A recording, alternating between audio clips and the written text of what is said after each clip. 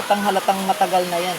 Tingnan nyo, ang itsura niya. Morning, good morning. Maulan pa rin talaga. So, ayan, naririnig naman yung ating yero. Malakas pa. Hihintayin muna natin maluto tong kanin, syempre, bago tayo magluluto kasi para hindi sabay-sabay, di ba?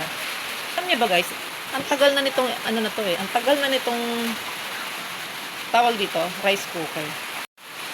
Na to, 2014 ko pa to binili. Yan, yung nagkatrabaho ako sa SM.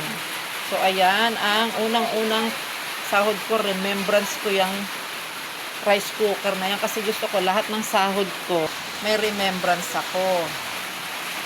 So, ayan. Tapos, yung sunod na sahod ko, yung binili ko ay induction. Kaya lang, yung induction, sira na. Bali, 2 years ago na tinapon ko na. Pero tumagal din 2 years ago Tapos, ang binili ko rin na induction nun, single, ganito rin single. Electrolux din, ang tatak. Diba? Matibay pala ang Electrolux. Pero depende na rin talaga sa paggamit mo. Tagal na nito, hindi ko pa to guys pinapaayos kahit isang beses. Ayan. Never ko pa yan pinaayos. Ayan. Siyempre, dati, itim ito. Yan, itim yan.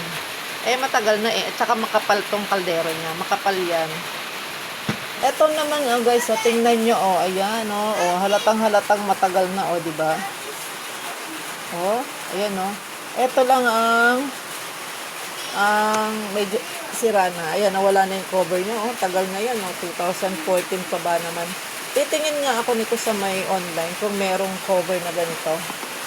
Basta hanapin ko lang yung tatak niya. Diba? Makikita nyo talagang matagal na, tanda na. Na parang ako lang yan, kulubot na ang balat. Diba? So, yun na nga mga kalola loves, dahil malapit na inin na ang ating sinaing. Tayo na nga ay maggisa ng gulay. Ayan ang ating pakbet at lalagyan natin ng chicharon. Sarap chicharon.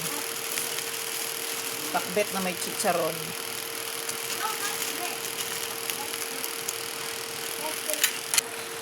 Kunting tubig lang. Lalagyan natin ng sabaw. Ang sarap, diba? Chicharon lang. Ang tipid.